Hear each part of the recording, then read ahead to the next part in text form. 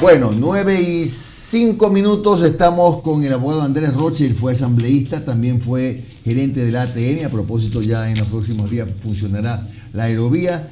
Pero quiero comenzar luego a saludarlo. Andrés, ¿lo invitaron a la inauguración de la aerovía o todavía no están circulando las invitaciones? Muy buenos días a todos. Buenos días, Jimmy. ¿Sabe que estaba buscando el micrófono? Aquí está puesto. Es una radio bastante moderna aquí. Moderna. Sí, por supuesto, estaré ahí en la inauguración de esa obra importante, monumental, en movilidad. Una obra ejemplar en varios aspectos, digo yo.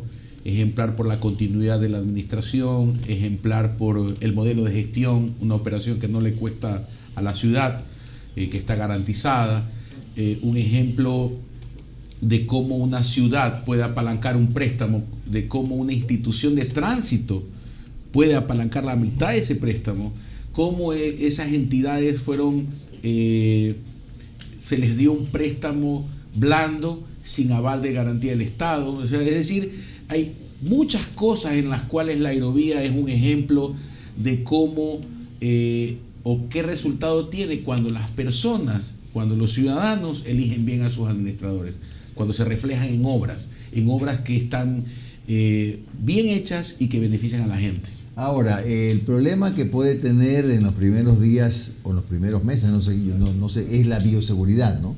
Porque estando como estamos todavía en la pandemia, ya usted no es el gerente, pero seguramente lo previó cuando lo fue. ¿Cómo se va a manejar esto de 10 personas, 8 personas en cada uno de los cubículos? Van a ser 6 personas, pues lo he leído igual que usted, y sí recuerdo las primeras conversaciones, aún cuando yo era gerente, pero a diferencia de la gran problemática que está sufriendo el transportista y el transportista convencional y el de la metrovía, es que la aerovía tiene una particularidad, es un circuito permanente. Entonces, cada rato está pasando una cabina a la cual van accediendo personas. Entonces, no se detiene. No se detiene, baja su velocidad para el ascenso y para el descenso. Entonces, tal vez exista alguna molestia que tendrán que medirle a los administradores y los operadores en la columna de espera, que se alargará un poco más. Pero la bioseguridad debe cumplirse. Pero se justifica, ¿no? Pero no le veo un impacto grave económico. Yo lo he expresado así. Tuve la gentil invitación del consorcio Sofratesa Poma, de su presidente y sus directivos, de recorrer esta semana, el día lunes creo que fue el recorrido que hice, y conversamos obviamente este tema y le di mi criterio. No creo que sea una afectación económica. Le repito, a diferencia de lo grave que se ha sido el aforo para la metrovía y para los buses convencionales. Sí. Ellos están sufriendo un embate económico grave, y mi solidaridad y abrazo a ellos. A ver, vamos ahora al tema que me interesaba también consultarlo a usted, a un ex asambleísta, que en algún medio escuché decir que sí le parece positivo lo que propusieron el señor Lasso y el señor Nebot, es decir, un proyecto de ley que permita no solo la tenencia, sino el porte de armas a los civiles. ¿Por qué está usted de acuerdo? A ver, ciertas precisiones. Coincidió que una semana antes, usted lo puede revisar en las redes sociales, 1 o 15 días antes de esa postura de Jaime Nebot y don Guillermo Lasso, yo había puesto un tuit sobre el tema, que me parecía que estaba harto y me parecía inverosímil, increíble, que la delincuencia, el AMPA, el crimen organizado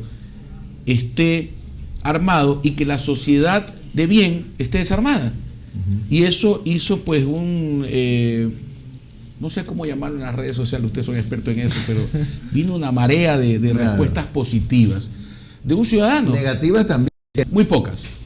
Tengo el feedback del tema. Y luego vi con agrado la propuesta de Jaime Nebot y de Guillermo Lasso sobre el tema. Y he visto ese feedback, ese sentimiento de toda la ciudadanía que piensa con la lógica, mi querido Jimmy. Le voy a decir por qué. No puede ser posible que el uso honesto, bajo los requisitos y las condiciones, sea limitado para el ciudadano y que por el contrario el uso deshonesto no tenga control de un arma. Dicho de otra manera,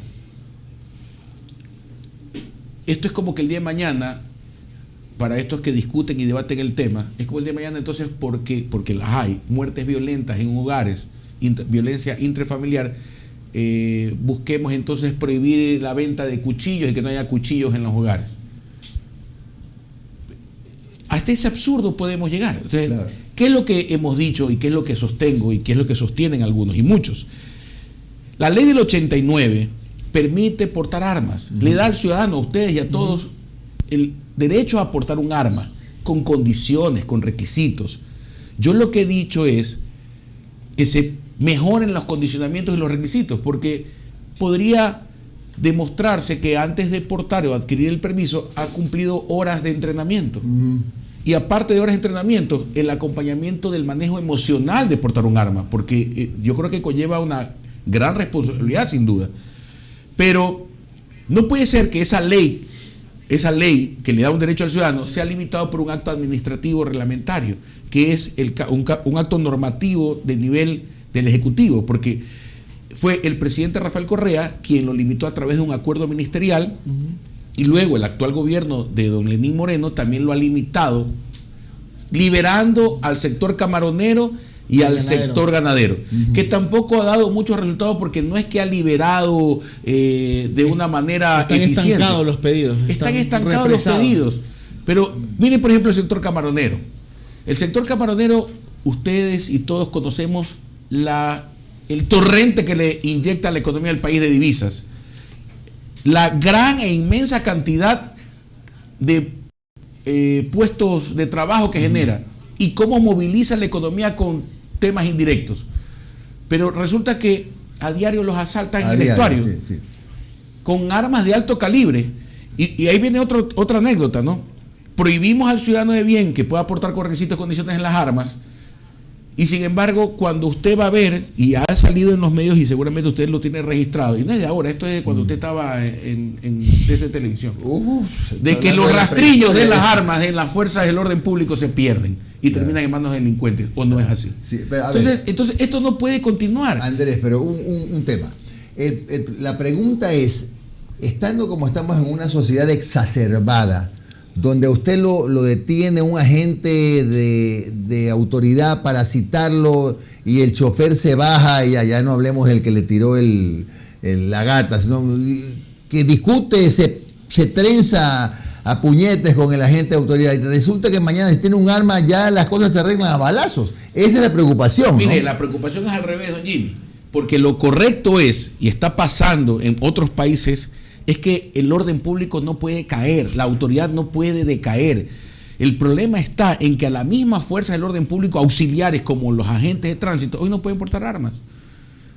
Portar armas es un problema. Cuando una persona se desvía en su comportamiento, la autoridad debe estar entrenada, por supuesto, calificada, por supuesto, para reducirlo proporcionalmente en la fuerza. Pero aquí, cuando pasa eso, la gente brinca. La gente se pone a la defensiva. Una persona que le falta el respeto a un agente de tránsito o a un policía debe ser reprimida y debe ser puesta en orden, porque eso es un germen de la anarquía. Entonces, pero una cosa es que me venga alguien a tirarme un puñete, y yo con eso no puedo responder con un arma de fuego. No, porque por eso le dije que hay la proporcionalidad. Claro, porque y una autoridad debe estar entrenada para eso.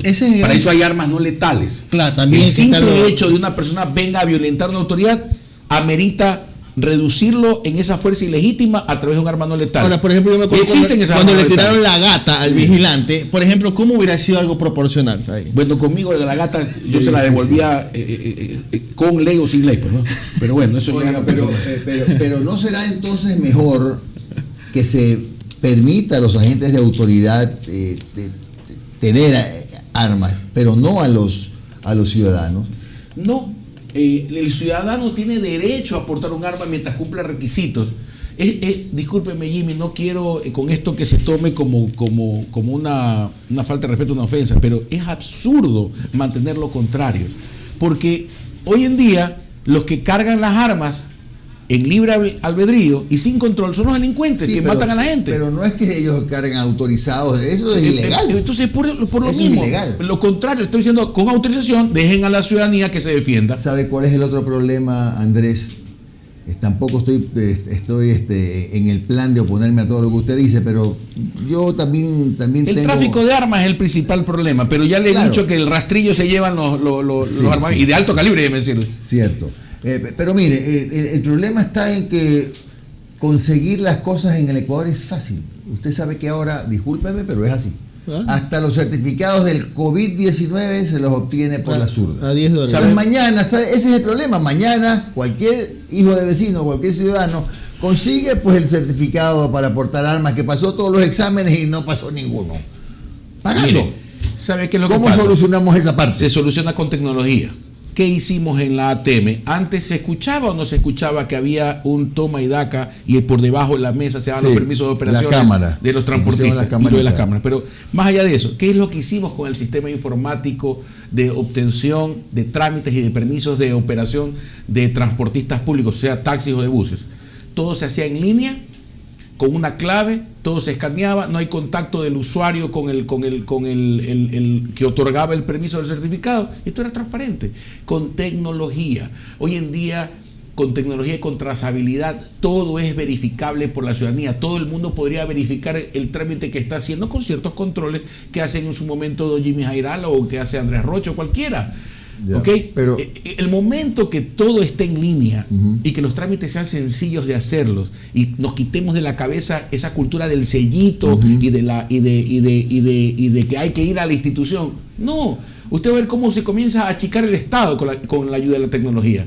Pero Andrés, en Estados Unidos usted sabe que si quiere puede ir a comerse una bazooka y se la venden, a lo que quiera. Hay controles, Jimmy. Sí, pero me pregunto si acaso ahí se han reducido los índices de violencia. Y usted ve balaceras, chicos que sacan la pistola, disparan en las clases. Bueno, una cosa terrible. Pero lo han hecho con permiso o sin permiso. Eso es indistinto, Jimmy, es lo que le quiero decir. Es indistinto que con permiso o sin permiso, que un psicópata coja un arma, va a pasar. Pero hay más posibilidades que ese psicópata esté un ciudadano que pueda defender al resto y le pueda disparar a ese psicópata. Así que prefiero 1000 veces que el psicópata tenga cerca, cuando no está la autoridad, puede haber un ciudadano de bien que lo pueda reducir también. Yo creo que en lo que hay que trabajar, Andrés, es en que tenemos que recuperar o recobrar el respeto a los agentes de autoridad. También. Ese es un problema gravísimo. Jimmy, el problema de seguridad es una suma de situaciones, es una suma de circunstancias, es una suma de recursos. Por ejemplo, yo lo he dicho en otras entrevistas y lo voy a decir aquí. Usted recuerda, creo que era prefecto cuando teníamos el plan Más Seguridad, que estaba Jaime Nebot de alcalde y yo estaba en materia de seguridad ayudando. Usted recuerda que hicimos una auditoría judicial ciudadana y se destituyeron 15 jueces y fiscales. Y yo me reía porque muchos de ellos se decían que eran afines a los socialcristianos. Si era verdad o no, no lo sé, pero se fueron. Y se fueron porque actuaron mal. Hoy en día, parte de la problemática es que los jueces no tienen un nivel superior que les puedan revisar cuando hacen tonterías o pillerías de forma descarada. Pero si ustedes como medio de comunicación no han visto las noticias y ustedes las publican y hacen bien hacerlo, de que un delincuente avesado entra y sale porque hay un exceso, disculpe la expresión, estúpido de garantismo que va en contra de la ciudadanía de bien. Eso ya debe acabarse. Ahora, yo no digo que portar armas es la única solución, no. Es portar armas con condiciones, con requisitos, es suma de recursos, es rendición de cuentas de las autoridades, es rendición de cuentas de los patrullajes, es control tecnológico de las autoridades, de las patrullas, es inteligencia no para espiar informáticamente a los ciudadanos y a oponentes políticos, sino usar esa tecnología para ir contra las mafias organizadas. Y yo quiero dejar un concepto claro para que entendamos la situación. Hay negocios, hay empresas, y un negocio, una empresa busca los mejores ambientes para crecer, ¿no es así? Ok. La delincuencia es un negocio, pero criminal. Es un crimen, por eso es un negocio organizado criminal. Si usted, como delincuente, el delincuente, ¿qué es lo que razona? Yo voy a ir a asaltar, no me van a disparar, porque la autoridad, el policía, piensa 2 veces en dispararme, porque entre que le cobran la bala va a terminar preso. Y peor, termina preso más tiempo que yo. Entonces, primer primer ingrediente o circunstancia fértil para ir a delinquir. La segunda, no está la autoridad, ese ciudadano al que voy a asaltar no me puede repeler, porque tiene prohibido de andar armado. Y como a mí no me controlan, entonces yo puedo andar armado. Y con alto calibre voy a intimidar y le voy a disparar. No me va a pasar nada. Segundo, circunstancia o realidad que hace rentable este negocio criminal. Y tercero, digamos que al delincuente lo van a coger. El delincuente dice, me consigo un contacto, amenazo al juez o lo que sea, y salgo enseguida, porque este código que han hecho unos asambleístas o legisladores tontos me favorece. Entonces, en base a eso, me voy a delinquir porque me es un buen negocio. Abogado, esa es la verdad. ¿Usted qué requisitos plantearía, así como los 10 mandamientos para que un ciudadano pueda portar un arma? ¿Cuáles deberían ser? Lo elemental. Lo elemental. Determinar técnicamente las horas de entrenamiento. No es que ya tuve, no. Usted va a tener un arma, lo que llaman los expertos. Ya. Usted tiene que irse a entrenar. En eso podrían entrevistar a Robertito Gilbert, que tiene pues experiencia en este tema. Cumplir unas cuantas horas. Segundo, usted tiene que entrenarse emocionalmente. Esto no es solamente en la técnica de portar arma y usarla, sino también emocionalmente. O sea, una evaluación psicológica. No solo la evaluación, usted tiene que entrenarse emocionalmente de cómo sacar un arma y cómo actuar. Eso debe ser parte del entrenamiento y debe ser demostrado. Con eso yo creo que son los elementos fundamentales por el cual deberíamos dejar a la ciudadanía que porte armas. Y en el caso de los sectores más agraviados, como el sector camaronero y el sector productivo del país, el sector ganadero, deben portar armas de alto calibre, con gente obviamente calificada para utilizar ese alto calibre. Y va a ver cómo ese negocio criminal va a decaer porque no hay las circunstancias para que ese negocio crezca. Claro, entonces, abogado, así de sencillo, esto es un tema económico. Primero que nada, adquirir un arma. Tener el arma, comprar las municiones para ir yo a la práctica de campo y cumplir las horas. De ahí, tener estas sesiones como para poder tener la inteligencia emocional en el momento de manejar el arma. Comprar la especie valorada, cumplir los requisitos ante el Abogado, así nos estamos dando cuenta que esto requiere una inversión y que no todas las personas en el país, más aún en el momento que está el país, yo no podría, por ejemplo. No tengo capacidad ahorita económica como para poder hacer. Pero por algo se comienza, y no solamente le he dicho que la solución es portar armas. Eso ha salido como una circunstancia que suma. Yo dije sumar, pero hay muchas cosas más. Debe hacerse patrullajes dirigidos en base a un paneo de la delincuencia. La policía lo sabe, lo que pasa es que no tiene recursos. La Armada del Ecuador sabe lo que pasa en el estuario y no puede patrullar, pero se acaba de hacer público que no tienen para patrullar las Fuerzas Armadas. Oiga, el Ecuador está desprovisto de fuerza pública por falta de recursos. Oiga, Andrés, ¿y no cree usted también que puede ser una alternativa? Porque no sé si usted sabrá, o Omar, no sé si lo sabrá tampoco, que en algún momento, no sé hace cuántos años, los militares y los policías en servicio, que están, digamos, que no están en servicio activo, que salen pues en su día franco, están prohibidos de portar armas. Claro. Tienen que dejarlas en no cuartel. Sería una alternativa de todas maneras importante. Eso es absurdo, porque la fuerza del orden público salga armada, eso es ser ya. Discúlpeme, si yo fuera el jefe de comando conjunto de las Fuerzas Armadas, ¿sabe qué? No podría ser el jefe del comando conjunto de las Fuerzas Armadas si tuviera una orden superior de esa naturaleza. ¿Sabe qué? Quédese con la.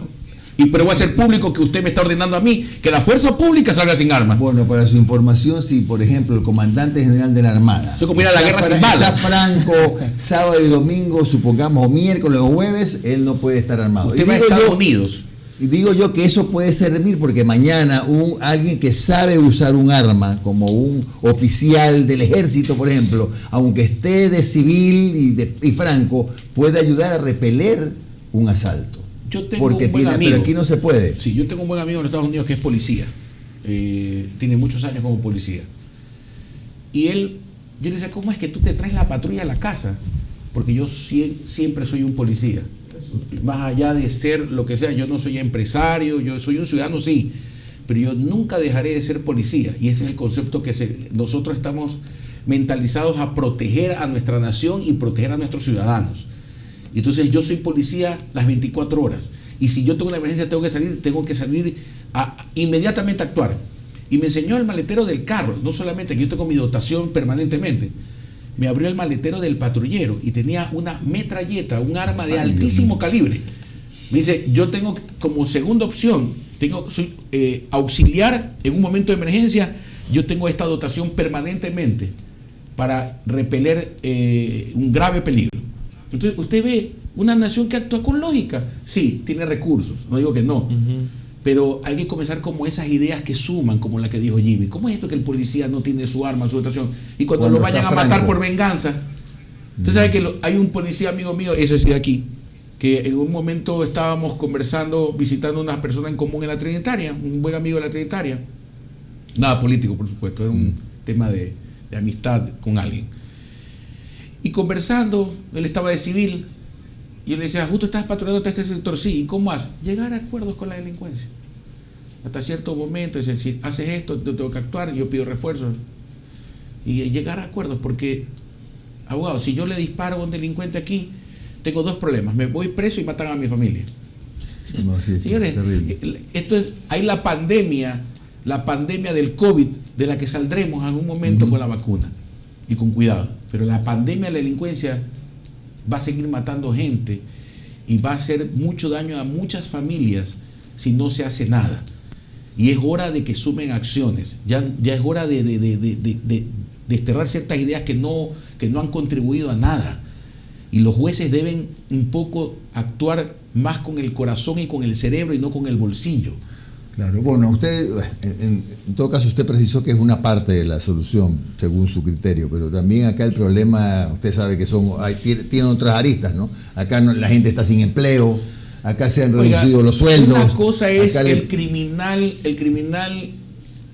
estruchante y otra cosa es el crimen organizado. Aquí hay un problema de crimen organizado, de muy alto nivel, de mafias que deben acabarse, y eso es con guerra, no con flores. Eso está bien para la revolución en Portugal, la de los claveles, pero aquí es con bala, y esa es la verdad, duele a quien le duela. Bueno, gracias, abogado Andrés Roche. Ya se hizo viral esa frase, ¿eh? Sí, una vez se lo voy diciendo. Una vez se lo voy memes, diciendo. ahí van los memes. No, pero positiva de ser. Pero primero tienen que leer qué fue la revolución de los claveles. Claro. Ex asambleísta, excelente la tema. Que tenga usted un buen día, Andrés.